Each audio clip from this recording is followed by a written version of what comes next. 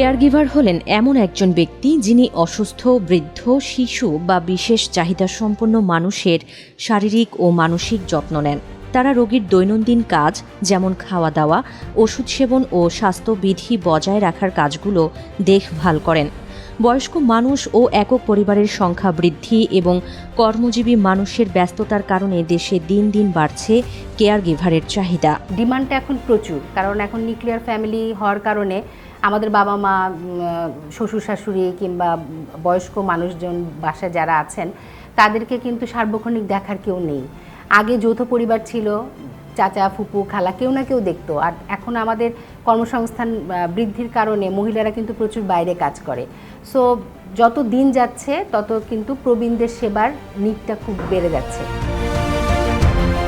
Caregiver পেশায় দক্ষতা বাড়াতে জাতীয় দক্ষতা উন্নয়ন কর্তৃপক্ষ ও বাংলাদেশ কারিগরি শিক্ষা বোর্ড অনুমোদিত 6 মাস মেয়াদী প্রশিক্ষণ কোর্স কারিকুলাম রয়েছে।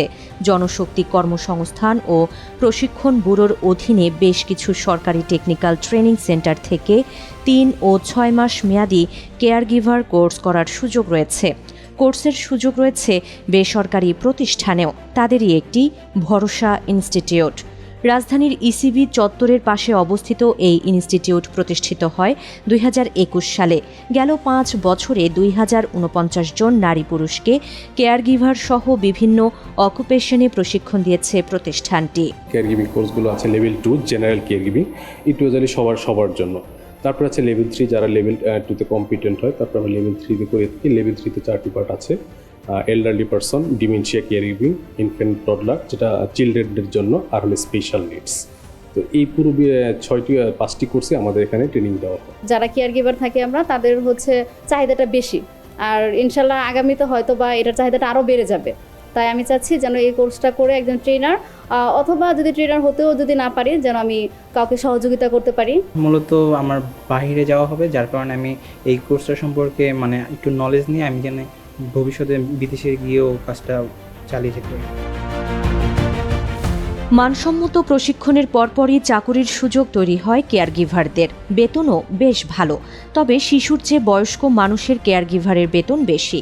গেল 5 বছরে 352 জনকে চাকুরি দিয়েছে ভরসা কেয়ার। আমার লোকেশন হচ্ছে মিরপুর সনিতে। আমি ওখানে একটা বাবু দেখাশোনা করছি। তাকে কিভাবে কি শেখাতে হয়, কিভাবে খাওয়াতে হয়, সে কিভাবে খেলাধুলা করবে, সেটা আমি তাকে সহযোগিতা করি। তারা আমাকে খুবই সম্মান করে। এখানে জব করার মাধ্যমে আমি আমার ফ্যামিলিকে সাপোর্ট করতে পারছি। কেয়ারগিভারে কোর্সটা করে তখন আমি একটা ডিমেনশিয়া পেশেন্টের কাজ করতেছি। কেয়ারগিভারে এটা নেওয়ার পরে আমি বাইরে দেশে যাওয়ার আমার চিন্তা ভাবনা আছে।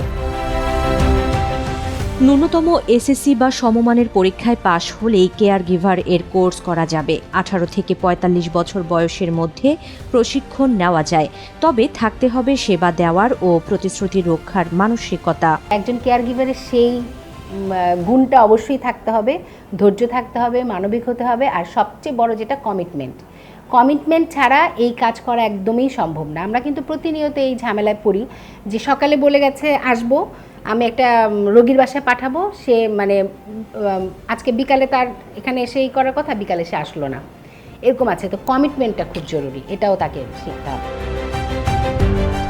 জাপান, কানাডা সহ বিশ্বের অনেক দেশে কেয়ারগিভারের ব্যাপক চাহিদা রয়েছে, তবে মানসম্মত প্রশিক্ষণ ও ভাষাগত প্রতিবন্ধকতার কারণে সে সুযোগ খুব বেশি নিতে পারছেন না বাংলাদেশিরা। 2024 থেকে 29 সাল পর্যন্ত কেয়ারগিভিং সেক্টরে জাপানেই কিন্তু প্রায় 1,35,000 কর্মী নেওয়ার একটা এমওইউ সাইন হয়েছে আমাদের।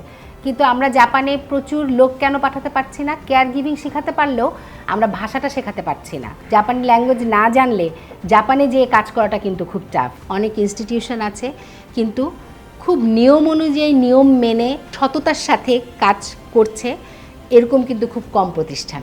তা আমার মনে হয় যে এই জিনিসটা যদি আমরা আমাদের মতন প্রতিষ্ঠানের যারা মাথা আছেন, যারা ম্যানেজমেন্টে আছেন, তারা যদি এটা মেনটেন করে, তাহলে দক্ষতা যেমন বাড়বে এবং আমার এই ডিমান্ডটা ফুলফিল হবে। তিনি জানান, দেশে অসংখ্য কেয়ারগিভার প্রশিক্ষণ ইনস্টিটিউট রয়েছে, তবে মানসম্মত প্রশিক্ষণ দেয় হাতে গোনা কয়েকটি প্রতিষ্ঠান। সেজন্য বাকিগুলোর প্রশিক্ষণ মান যাচাইয়ে সরকারের নজরদারি প্রয়োজন।